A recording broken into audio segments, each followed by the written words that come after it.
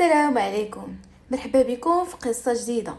إلا كنتم من محبين القصص المغربية المشوقة ما تنساوش تشتركوا في القناة وتفعلوا الجرس باش يوصلكم كل جديد. كل صيف كانت لوستها كتجيب ولادها وباليزاتها، حتى ولات كتعتبر هاد الزيارة حق من حقوقها. ولكن هاد العام وقعات واحد الحاجة خلاتها تندم على النهار اللي حطات رجليها في هاد الدار. غزلان بنت معروفة في الحومة بالهدوء ديالها، وعمرها دخلات في شي مشكل مع شي حد.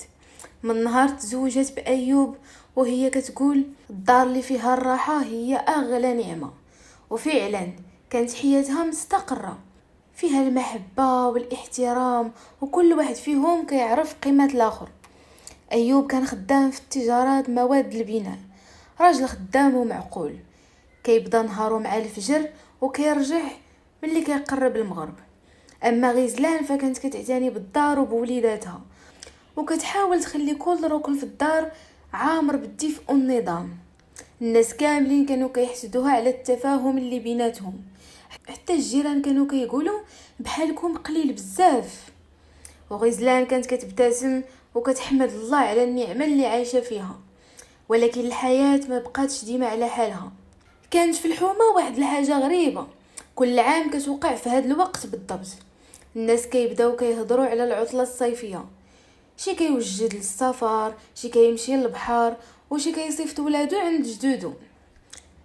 اما ايوب فكل ما كيقرب الصيف كيولي انسان اخر. غزلان كانت اول مره لاحظات هذا التغيير من عامين، ولكن قالت يمكن مع الضغط ديال الخدمه. العام اللي من بعده وقع نفس الشيء، ودابا المره الثالثه رجع نفس الاحساس. كان كيولي ساكت بزاف، كيجلس بوحدو في الصالون وكيبقى شاد التليفون كيقرا فيه. ومنين دخل عليه غزلان كيحبسو دغيا وبحال ما كيدير والو. في واحد النهار كانت غزلان كتوجد الفطور وسمعت ايوب كيقول وهو كيهضر في التليفون ايه باقي شويه كلشي واجد. منين سال المكالمه دخل الكوزينه، قالت له وهي كتضحك اشنو هاد الشيء اللي كلشي واجد؟ واش غادي تبدل الخدمه بلا ما تقولها ليا؟ ضحك حتى هو، ولكن الضحكه ديالو ما كانتش طبيعيه. جاوبها قال لها لا غير امور بسيطه، ودغيا بدل الموضوع. غزلان ما ضغطاتش عليه، كانت عارفه ان ايوب ما كيحملش بزاف يهضر على الخدمه، وهذا الشيء خلاها تنسى الموضوع دغيا. دازت ايام وبقات الحياه عاديه، حتى جا واحد النهار ديال السبت. ايوب فاق بكري على غير عادته، لبس وخرج. رجع من بعد ساعتين ومعاه واحد السوارت جداد. سولاتو غزلان قالت ليه هاد السوارت ديال فين؟ جاوبها قال لها بدل الساروت ديال الباب اللي في السطح. استغربات قالت لي علاش راه باقي جديد؟ قال لها غير احتياط، كانت اول مره يدير شي حاجه في الدار بلا ما يستشر معاها. ولكن قالت مع راسها يمكن عنده الحق. بقات كتحاول تلقى اعذار لكل تصرف كيديرو، ومع الايام كدوز ولا كيطلب منها تقد واحد البيت اللي كانت مسدوده من شهور. قال لها نقيها وخليها واجده تكون كتشعل. سولاتو قالت ليه واش غادي يجي عندنا شي حد؟ بقى ساكت ومن بعد قال لها يمكن ما تعرفي. هاد الكلمه خلاتها تفكر بزاف، وبقات كتقول مع راسها واش غادي يجي عندنا شي ضيف وما قال لي والو؟ واش شي واحد من العائله ولا شي حاجه اخرى؟ الاسئله كانت كتكثر ولكن الاجوبه ما كايناش. وفي نفس الليله كانت غزلان ناعسه وفاقت على صوت خافت جاي من الصالون. خرجت بشويه ولقات ايوب جالس بوحدو كيهضر في التليفون بصوت منخفض، ومعاه شافها وقف المكالمه دغيا. قالت ليه مع من كنتي كتهضر؟ ابتسم ليها وقال لها واحد صاحبي كنا كنهضروا شويه. رجعت لبيتها ولكن هاد المره ما مقتنعاش، ولاول مره من بعد 5 سنين ديال الزواج حست ان راجلها كيخبي عليها شي حاجه كبيره. من ديك الليله وهذوك الكلمات ديال ايوب ما بغاوش يحيدوا من بال غزلان. كان كيبان هادئ قدامها، ولكن تصرفاته ما بقاوش كيفوتوها. في الصباح ديال اليوم اللي بعده فقت بكري كعادتها ووجدت الفطور، ولكن لقات ايوب سبقها للكوزينه وهي اول مره توقع. كان كيشرب قهوته وساكت، وعينو كل مره كتمشي للتليفون. قالت لي وهي كتحاول تضحك معاه: واش ناعس مزيان؟ جاوبها بابتسامه خفيفه، قال لها: ايه، غير عندي شويه ديال التفكير. ما زاد حتى كلمه اخرى. غزلان ما بغاتش تضغط عليه، ولكن الاحساس اللي كان داخل ديالها كيقول لها ان هذا التفكير ما عندوش علاقه بالخدمه. ايوا، ومن بعد الفطور خرج ايوب وبقى التليفون ديالو فوق الطابله، اول مره ينساه في الدار. ومن بعد بان ليها التليفون كيصوني، بنت في السميه الحاجه الزهره. ما جاوباتش حيت كانت كتعتبر الخصوصيه مهمه، ولكن الغريب هو ان المكالمه تكررت 3 المرات متابعه. دازت شي دقائق، رجع ايوب على غير عادته، دخل زربان وقال لها: فين هو التليفون؟ فين هو؟ عطاتو ليه وشدو دغيا، وخرج للجرده وهو كيهضر بصوت منخفض. ما سمعات حتى كلمه، حاولت تسمع ولكن والو.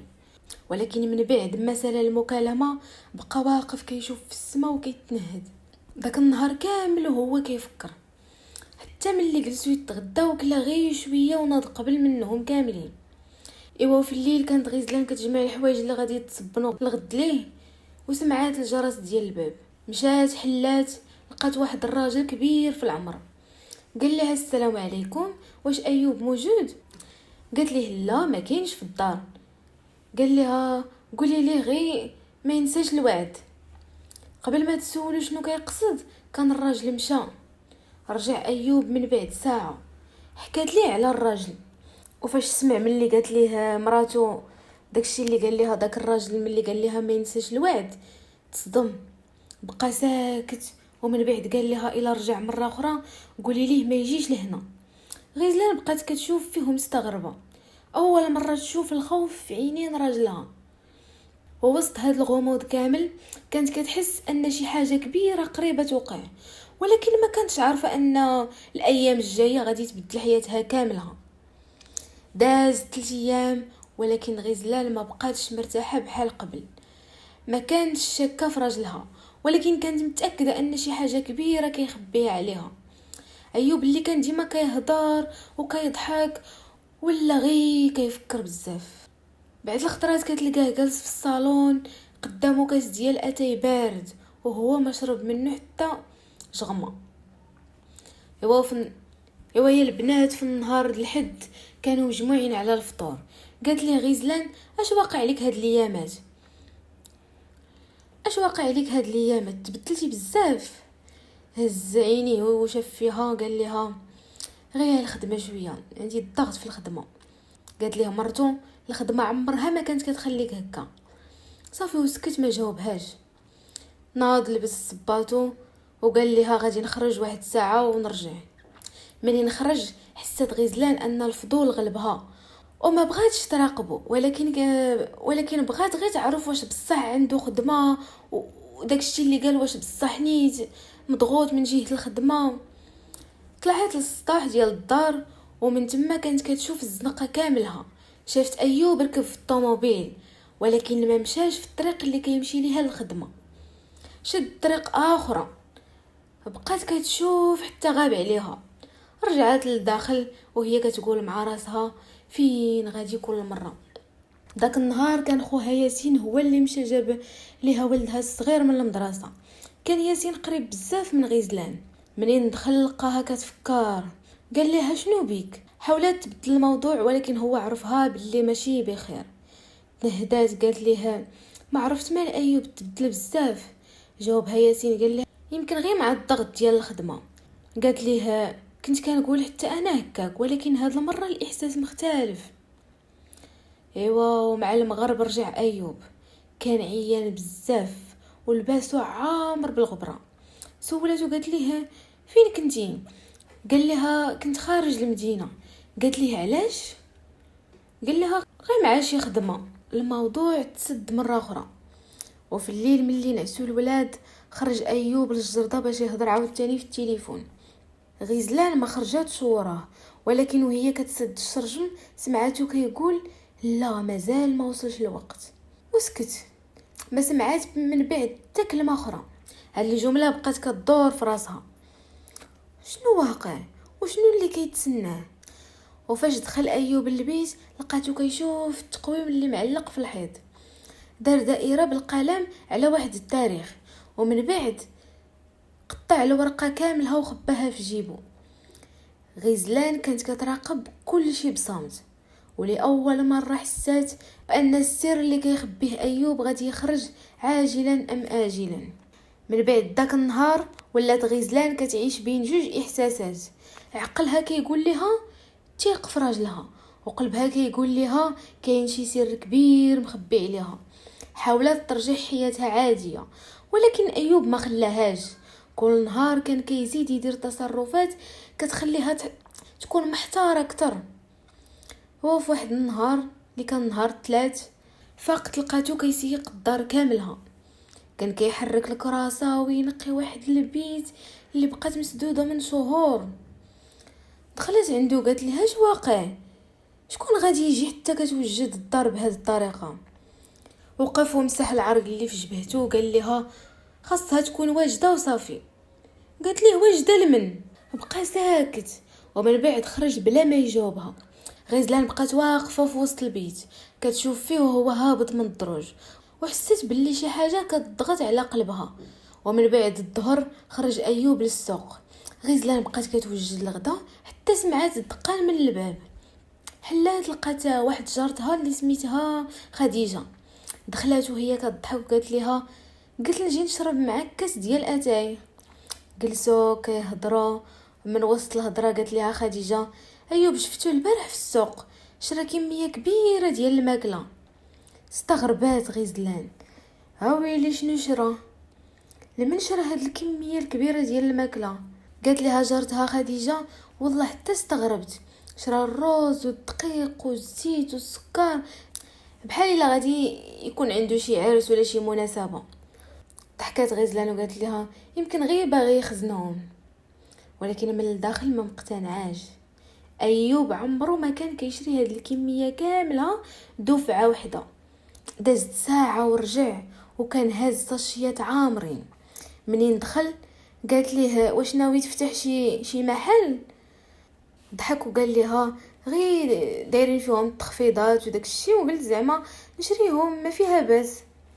جاوبها ولكن حتى هي عرفت ان هذا الجواب ماشي هو الحقيقي.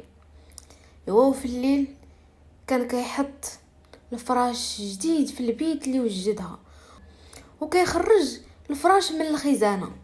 سولاتو مره اخرى قالت ليه واش غادي يجيو عندنا شي ضياف؟ وقف شويه وشاف فيها وقال لها يمكن.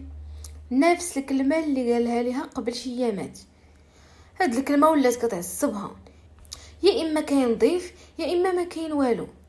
علاش هاد الغموض كامل؟ دازت الليله كلها ومع الفجر سمعات صوت التليفون ديالو كيصوني. كان هو باقي ناعس، باين الاسم فوق الشاشه.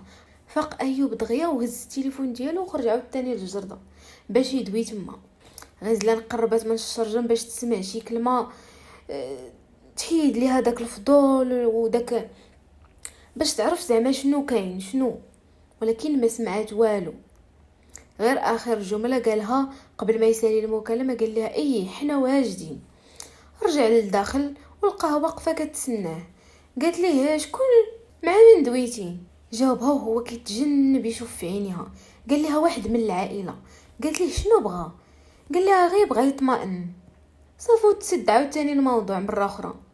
ولكن غزلان كانت متاكده ان الايامات الجايه غادي تجيب الجواب على جميع الاسئله اللي كتدور في بالها، وان الشخص اللي غادي يدق باب الدار غادي يقلب الهدوء اللي كانت عايشاه راسا على عقب. دازو يومين وغزلان بقات كل نهار كتقول مع راسها يمكن غير انا اللي كنكبر الموضوع. ايوب رجع كيف كان كيضحك مع الوليدات وكيهضر معاها عادي، حتى بدات شويه بشويه تنسى داك الاحساس اللي كانت كتحسو من قبل. ولكن في نهار الجمعه مع 10 ديال الصباح بالضبط وهي كتوجد اتاي سمعات واحد الصوت ديال الطوموبيل وقفات قدام الدار. مشات طلات في الشرجم تشوف شكون جا.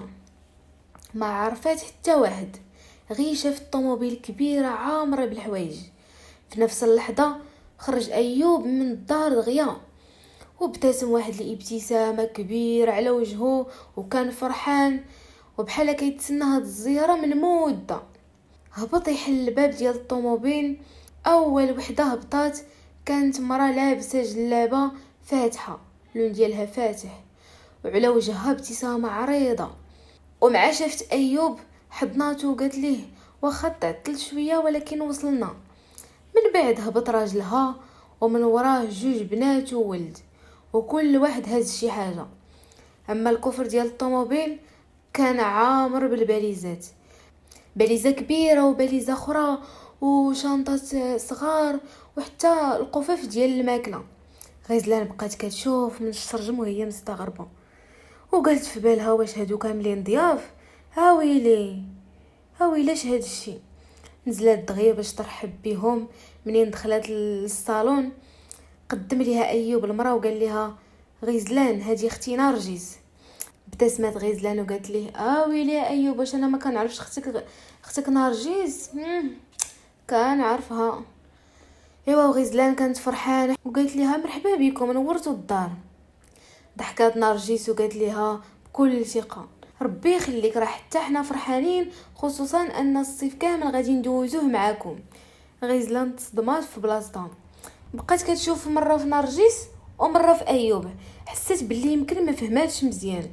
قالت لها وهي مبتسمه باش ما تحرج حتى واحد الصيف كامل؟ جاوبها رشيد قال لها ايوا كيف كل عام. هاد الكلمه ضربات بحال الصاعقه في قلب غزلان. رجعت بعينيها لايوب ولكن هو دار وجهه وبحال ما سمع والو. حاولت تخبي الاستغراب ديالها ومشات تعاونهم يدخلوا الحوايج، ولكن منين شافت داك العدد الكبير ديال الباليزات حست ان الامر ماشي غير زياره ديال ايام. كانت كل الباليزه كتدخل وراها وحده اخرى حتى ولات الدار عامره بالحوايج. وفي وسط هاد الفوضى سمعات نرجس كتعيط على بنتها الاف دخلي الباليزات ديالك للبيت اللي كنعسو فيها ديما. غزلان وقفات بلا حركه وقالت في بالها البيت اللي كينعسو فيها ديما. بقات غزلان واقفه كتشوف نرجس وحست ان هاد الجمله فيها كتار من معنى. الغرفه اللي كنعسو فيها ديما كيفاش؟ غزلان حاولت تخبي الاستغراب ديالها وابتسمت بابتسامه خفيفه وقالت لها تفضلوا الدار داركم. شدات النفس ديالها ومشات تعاون نرجس تدخل الحوايج. كل ما كتحل الباب ديال الطوموبيل كتلقى باليزه اخرى، وقالت وهي كتحاول تضحك واش جيتو غير الصيف ولا غادي تهاجروا؟ ضحكات نرجس وقالت لها غزلان انا كل ما كنسافر خاصني نجيب كل شيء معايا باش ما نبقاش كنقلب على شي حاجه خاصاني.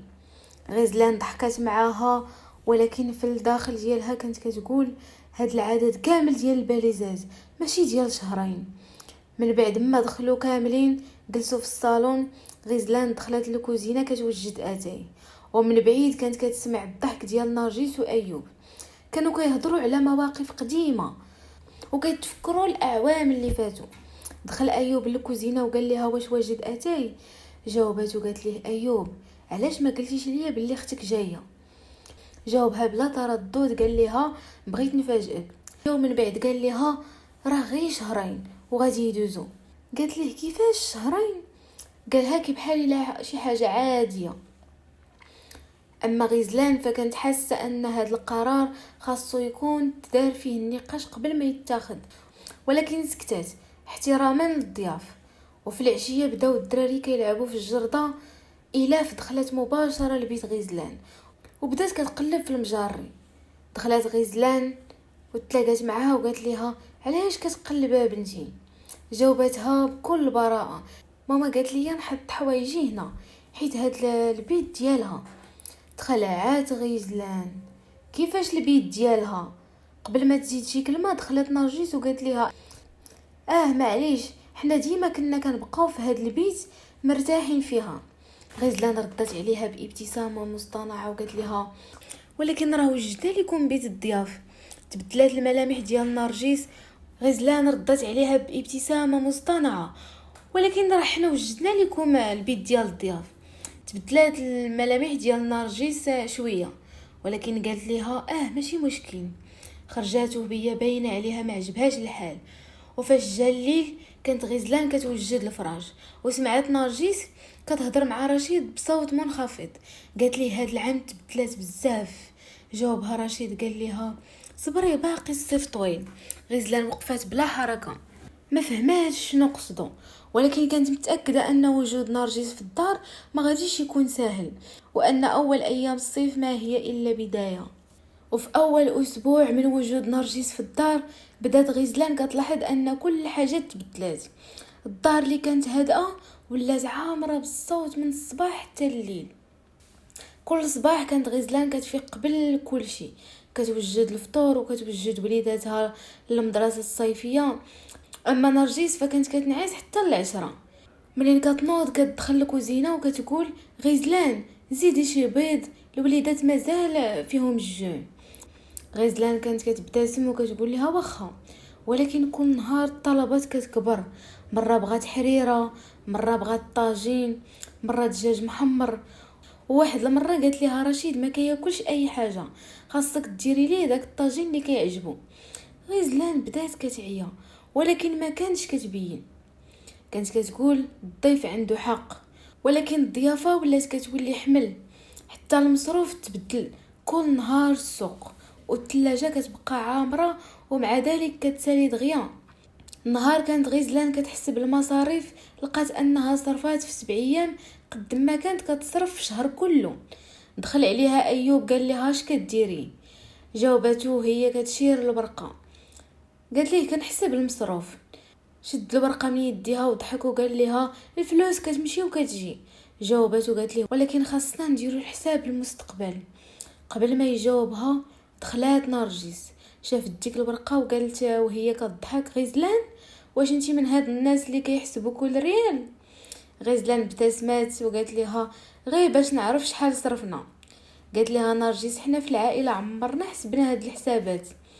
صافو سدات الموضوع بالضحك، ولكن غزلان حسات بالكلمه. ما كانش الضحك اللي ضايقها هو ان نرجس بدات كتحس براسها مولاة الدار. ومع هذا 2 ايامات ولات كتحل الثلاجه بلا ما تسول، وكتخرج اللي بغات وكتبدل البلايص للحوايج. وحتى ولادها ولاو كيدخلوا لاي بيت بلا ما يسولوا واش ممكن ندخل ولا شي حاجه. فواحد النهار كانت غزلان كتقلب على السوار ديال الطوموبيل ما لقاتهمش. قلبات في الصالون وفي الكوزينه وفي البيت حتى لقات جواد ولد نرجس الكبير كيلعب بهم في الجرده. قالت ليه جواد منين جبتي هاد السوارت؟ قال لها ماما عطاتهم ليا، قالت لي نجرب نحل الطوموبيل. مشات عند نرجس وقالت لها كان خاصك تقوليها ليا قبل ما تعطيه السوارت. جاوبتها نرجس وهي كتشوف في التلفازه واش كاين شي مشكل؟ راه غير دري صغير. غزلان بلعات كلامها، ولكن هاد المره حسيت ان الصبر ديالها بدا كيسالي، وان الا بقات الامور غاديه بهذه الطريقه غادي يوقع شي مشكل كبير ما غادي يقدر حتى واحد يصلحه. دازت الايامات اخرى وغزلان ولات كتحاول تقنع راسها باللي هذا الشيء كامل غير مؤقت، وان الصيف غادي يدوز وكل واحد يرجع لحياته. ولكن الواقع كان مختلف. نرجس ما بقاتش كتصرف بحال ضيفه، ولات كتصرف بحال مولاة الدار. واحد النهار كانت غزلان كتنقي الصالون، دخلت نرجس وقالت لها غزلان هاد الفاز خاصو يرجع للجهه الاخرى، هكا غادي يعطي الديكور زوين للدار وغادي يبان واعر. غزلان وقفات وشافت فيها قالت لها انا مرتاحه هكا، انا بغيتو يكون هنا. ردت عليها نرجس بلا حتى ما تفكر ولكن هذا الترتيب راه قديم. وناضت كتعيط على رشيد عاون ايوب هزو هاد الفاز راه ثقيل وكبير. ايوب ما ترددش، وقف مباشره بدا كيحرك داك الفاز. غزلان بقات ساكته ولكن قلبها كان كيغلي. هاد الدار اللي عاشت فيها 5 سنين وعمرها ما خلات حتى واحد يبدل فيها شي حاجه بلا ما يرجع ليها. ايوا ومن بعد الغدا خرجت تشري شويه ديال الحوايج، ومنين رجعات لقات الخاميات اللي كانت مركباهم بيديها محيدين. بقات كتشوف فيهم فوق الصالون. سولاتهم قالت لهم شكون حيدهم. جاوبتها نرجس قالت لها انا. وقالت لها غزلان علاش؟ قالت لها نرجس ما عجبونيش، لقيت وحدين اخرين تما ركبتهم هادو حسن. غزلان ما عرفت اش تقول، شدات دوك الخاميات بين يديها وهي كتذكر كيفاش مشات اختارتهم بنفسها وكيفاش فرحات بهم. دخل ايوب وشافها واقفه، قال لها اش واقع؟ جاوباتو هي كتحاول تتحكم في راسها. واش عادي عندك شي حد يبقى يبدل ليا في الحوايج ديال داري بلا ما يستشرني؟ ايوب قال لها غزلان راه غير خاميات، ما تستاهلش هاد التقليقه كامله. هنا ولأول مره حست غزلان ان ايوب ما بقاش كيشوف الامور من العين ديالها. وفي نفس الليله كانت كتوجد العشاء، حتى سمعت نرجس كتقول لبنتها إلاف بنتي ارتاحي، هاد الصيف ما خصك ديري والو، حنا هنا بحال الا في دارنا. هاد الجمله كانت هي اللي كسرت الصبر ديال غزلان. سدات الغاز بشويه، خرجت من الكوزينه وشافت مباشره في ايوب وقالت قدام كل شيء: ايوب خاصنا نهضروا هاد الليله انا وياك بوحدنا. ونرجس فهمات من نظره غزلان ان هاد المره الامور ما غاديش تبقى كيف كانت. من بعد ما سالاو العشاء دخل كل واحد لبيتو وبقى الصمت في الدار. ايوب خرج للجرده وغزلان لحقات عليه، سدات الباب وراه وقالت ليه: بغيت نهضر معاك بصراحه. جاوبها قال لها: قولي. انا من نهار دخلت اختك لهاد الدار وانا كنسكت، قلت الضياف وغادي يدوزو ايامات ويرجعوا، ولكن دابا ما بقيتش حاسه براسي مولات هاد الدار. ايوب قال لها: غزلان راها اختي. وقالت ليه غزلان: وانا راه مرتك. غزلان كملات وهي كتحبس في دموعها: انا ما عنديش مشكل مع اختك، ولكن عندي مشكل مع الطريقه اللي ولات كتعامل معايا بها. كتبدل حوايج الدار وكتامر ولادها، كتدخل اي بلاصه بغات. ايوب قال لها: حاولي تصبري شويه، الصيف غادي يدوز دابا قريب. ردات عليه قالت لي: هاد الجمله سمعتها اكثر من مره، ولكن شحال قدي نصبر. بقى ساكت ما لقى حتى جواب. رجعت غزلان للبيت وقلبها عامر بالحسره. وفي الصباح فقت بكري باش توجد عاوتاني الفطور. دخلت للكوزينه وتفاجات. الثلاجه كانت محلوله ونرجس كتحط الماكله في قرعه كبيره. قالت لها غزلان: شنو كديري؟ جاوبتها نرجس قالت لها: رشيد بغى ياخذ الماكله معاه، غادي يخرج مع صحابه. ابتسمت غزلان ابتسامه خفيفه وقالت لها: ما كاين حتى مشكل، غير قلتيها ليا. ردت عليها نرجس قالت لها: اش فيها، راه دار خويا. هاد الكلمه خلات غزلان تحس بواحد الوخزه في قلبها. قبل ما تجاوبها دخل ايوب قال لهم: اش واقع؟ غزلان جاوبته قالت ليه: والو. اما نرجس فقالت ليه وهي كتضحك: مراتك كتبقى مقلقه على اتفه الحوايج. ايوب ضحك ضحكه خفيفه وقال لها: غزلان حساسه شويه. شدات المنديل اللي كان فوق الطابله وخرجت للجرده باش ترتاح شويه. كانت واقفه بوحدها حتى سمعات صوت جارتها خديجه كتعيط عليها من السور. قالت لها: غزلان واش كلشي بخير؟ جاوبتها قالت لها: الحمد لله. ولكن خديجه كانت ذكيه، قربت منها وقالت لها: سمحي لي الا تدخلت، ولكن كيبان لي نرجس ولات مرتاحه بزاف في دارك. غزلان قالت لها: الله يهدي ما خلق. ردت عليها خديجه قالت لها: الكرام زوين، ولكن الا ما كانش عنده حدود كيتحول لمشكل. هاد الكلمات بقاو كيدوروا في راس غزلان النهار كله، وكانت كتسول راسها: واش نبقى ساكته اكثر ولا جا الوقت باش نحط حدود قبل ما يخرج الوضع على السيطره؟ دازت الليله كاملها وغزلان ما غمضاتش عينيها. كل ما كتفكر في الكلمات اللي سمعتها من جارتها خديجه كيزيد قلبها يتقال.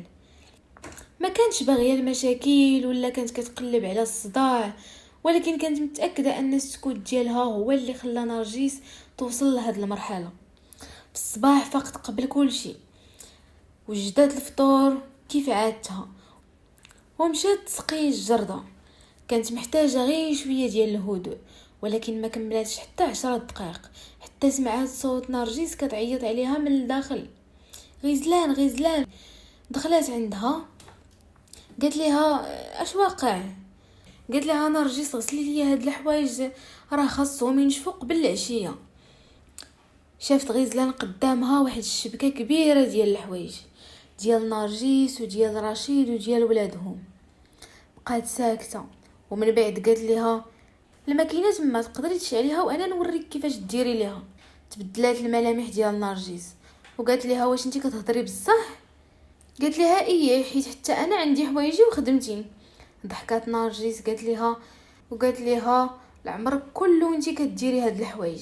جاوبتها غزلان قالت لها يمكن، ولكن دابا كل واحد خاصو يهتم بحوايجه. فهاد اللحظه دخل ايوب شافهم مناقرين في الهضره. قال لهم اش واقع؟ قبل ما تجاوب غزلان دوات نرجس دغيا قالت لي شوف مراتك كيفاش تبدلات، طلبت منها غير تغسل لي شويه ديال الحوايج وما بغاتش. شافت غزلان في ايوب وكانت كتسناه يقول شي كلمه تنصفها، ولكن قال لها غزلان غسليهم راه ما فيها باس. حسات بواحد الاحساس وبحال شي واحد شد قلبها بيدو وقالت ليه واش بصح هادشي اللي بان ليك؟ ما عرف باش يجاوب.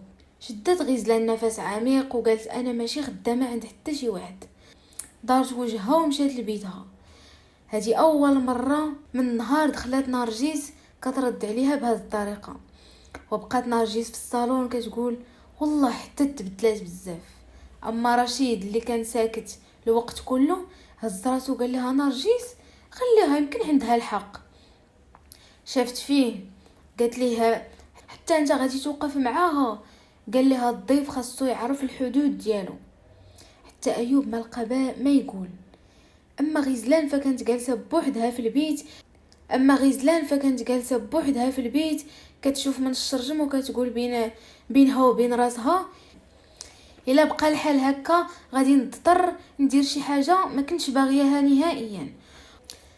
وما كانتش عارفه ان القرار اللي غادي يتاخذ غادي يبدل علاقه العائله كاملها وما غاديش يبقى الرجوع ساهل. دازت الليله ثقيله على غزلان، كنت عارفه باللي الا بقات ساكته غادي تخسر راحتها والا دوات يمكن توقع مشاكل كبر، ولكن قررات هاد المره ما تهضرش قدام كلشي. كانت باغيه تحافظ على الاحترام. في الصباح خرج ايوب باش يقضي شي اغراض واستغلت غزلان الفرصه. مشات عند نرجس اللي كانت جالسه في الصالون كتشرب القهوه. قالت ليها بهدوء نرجس بغيت نهضر معاك دقيقه. جاوبتها قالت لها تفضلي. جلست غزلان حداها وقالت لها الا شي حاجه خرجت مني وضايقتك سمحي لي، ولكن حتى انت خاصك تفهميني. بقات نرجس ساكته. كملت غزلان كلامها قالت لها هاد الدار مسؤوليتي وكل حاجه فيها كنقدها بطريقتي وانا فرحت ملي جيتو، ولكن بعد التصرفات ما كنرتاحش ليها. ردات عليها نرجس قالت لها بحال شنو؟ قالت لها غزلان مثلا كتبدلي الاساس ديال الدار والخاميات والدخول والخروج من البيوت بلا ما تستشريني وحتى الطلبات الكثيره، هذا الشيء كيحرجني. ابتسمت نرجس ابتسامه خفيفه وقالت لها غزلان انتي حساسه بزاف. قالت لها غزلان ماشي حساسيه، غير بغيت كل واحد يحترم الحدود ديال الاخر. وقبل ما تكمل دخلت الاف كتجري قالت لها ماما جواد راه خرج بالطوموبيله ديال خالي. وقفات نرجس مخلوعه. اشنو؟ مشاو خرجوا كاملين للجرده لقاو جواد اللي عنده غير 15 عام جالس ورا المقود وحاول غير يحرك الطوموبيل شويه. ايوب وصل في هاد اللحظه وجرى عند الطوموبيل ووقفها قبل ما توقع شي كارثه. خرج جواد وهو خايف. ايوب قال له هو معصب شكون عطاك السوارت؟ جاوب وهو كيتفتف في الكلام قال ليه لقيتهم فوق الطبله. غزلان ما قالت حتى كلمه، غير شافت في نرجس. اما نرجس في عوض ما تعتذر شدات ولدها وقالت راه مازال صغير. هنا فقد ايوب اعصابه لاول مره. قال كيفاش صغير؟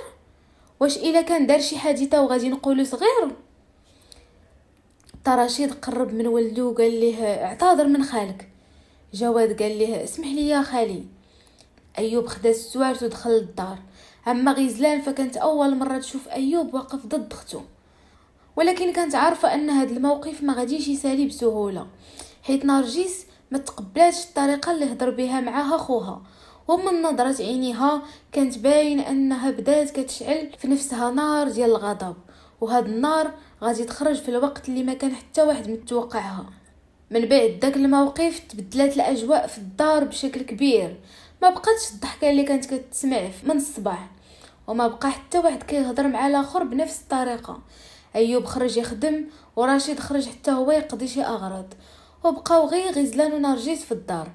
كل وحده كانت كدير خدمتها، ولكن الصمت بيناتهم كان اتقل من اي كلام. ومع الظهر دخلت غزلان للكوزينه باش توجد الغدا، فسمعت نرجس كتهضر في التليفون. ما كانش كتصنت، ولكن الصوت ديالها كان طالع. قالت نرجس لا، الامور تبدلات هاد العام، مرات خويا ما بقاتش بحال قبل. سكتت شويه ومن بعد زادت قالت ليها ولكن ما يهمش، غادي نعرف كيفاش نتصرف. سدات المكالمه والتفتات لقات غزلان واقفه، بقاو كيشوفوا في بعضياتهم. حتى قالت ليها غزلان كنتمنى ما يكون حتى شي سوء تفاهم بيناتنا.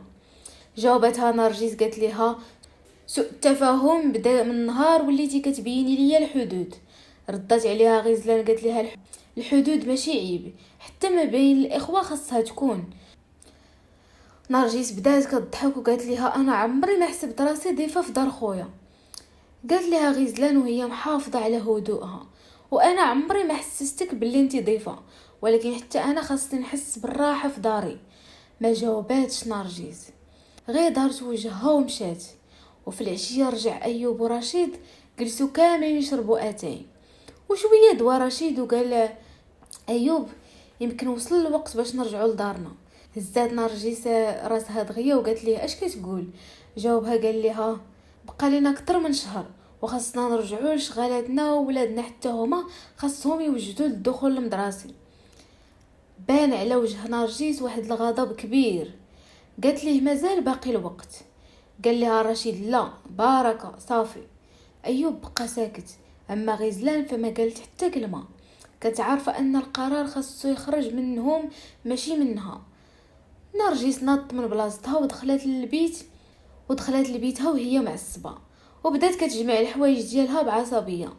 الصوت ديال الباليزات وهي كتسد كان كيوصل حتى للصالون. الا دخلات كتبكي. قالت ماما علاش غادي نمشيو. شدتها نرجس من يديها وقالت لها حيت ما بقاوش مرحبين بينا. غزلان سمعت هاد الجمله وحست بالحزن، ما كانش بغات الامور توصل لهاد المرحله، ولكن كانت متاكده انها ما دارت حتى حاجه غلط.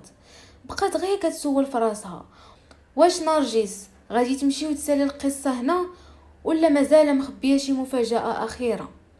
داز الليل كله ونرجس ما هضرت مع حتى واحد، كانت كتجمع حوايجها بعصبيه وكل شويه كتسد الباليزه بقوه. حتى الوليدات حسوا بالجو فشكال وبقاو ساكتين. ومع طلع النهار خرج رشيد للطوموبيل وبدا كيقاد الباليزات وحده بوحده. ايوب خرج يعاونو، اما غزلان فدخلت للكوزينه باش توجد الفطور. حطاتو فوق الطبله، مشات عند نرجس قالت ليها الفطور راه واجد، كلوا قبل ما تخرجوا. نرجس شافت فيها ولكن ما جاوباتش. رشيد قال لها نرجس خلي الامور تبقى زوينه، راه هذه مرات خوك. تنهدات وجلست حداهم. داز الفطور في صمت حتى وقف ايوب وقال بغيت نهضر معاكم بجوج كلمات. شدوا كاملين فيه.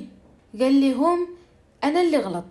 كمل وزاد قال لهم كان خاصني من الاول نهضر مع غزلان وما نرفض حتى قرار عليها. هاد الدار ديالنا بجوج وماشي ديالي بوحدي. غزلان بقات ساكته ما دواتش، اول مره سمعاتو كيعترف بهذا الشيء قدام كلشي. زاد ايوب وقالوا هو كيشوف اختو وانتي حتى انتي يا نرجس خاصك تعرفي بلي الضيافه عندها حدود. مرحبا بك في اي وقت، ولكن خاص اي زياره تكون باتفاق وبالمده اللي تناسب كل شيء. هبطات نرجس راسها وسكتت شويه ومن بعد قالت لي يمكن ما غاديش نلومك. التفتت لغزلان وقالت لها سمحي لي يمكن ارتحيت بزاف وحسيت براسي في داري وما انتبهتش لبعض التصرفات ديالي. غزلان قربت منها وشدات ليها يديها، قالت ليها حتى انا الا شي كلمه خرجت مني وجرحاتك سمحي لي. ابتسمت نرجس ولاول مره من ايامات، وبدا التوتر كيتفك شويه بشويه. قبل ما يركبوا في الطوموبيل جرات الاف لعند غزلان وعنقاتها وقالت لها غادي نتوحشك. ابتسمت غزلان وبستها. اما جواد جا عند ايوب وقال ليه سمح لي من داكشي اللي درت في الطوموبيل، ما غاديش نعاودها. قال ليه ايوب المهم تكون تعلمتي. ركبوا كاملين وتحركت الطوموبيل شويه بشويه حتى خرجت من الزنقه. بقات غزلان واقفه قدام الباب كتلوح ليهم بيديها. منين دخلت للدار حست بواحد الراحه كبيره، ماشي حيت مشاو ولكن حيت تعلمت واحد الدرس عمرها ما غادي تنساه. الكرم حاجه زوينه، ولكن الا ما كانوش الحدود واضحه حتى اقرب الناس يقدروا بلا قصد يضيعوا راحه الدار. قرب منها ايوب، شد يديها وقال لها من اليوم اي قرار كيخص دارنا غادي نتاخدوه بجوج. ابتسمت غزلان وقالت ليه هاد الكلمه هي اللي كنت كنتسناها من زمان. ورجعات السكينه للدار من جديد، ولكن هاد المره كل واحد عرف حدوده وعرف ان الاحترام هو اللي كيخلي المحبه تدوم. وهنا سالت قصه ديالنا ديال اليوم، ميعادنا في القصه الجايه ان شاء الله.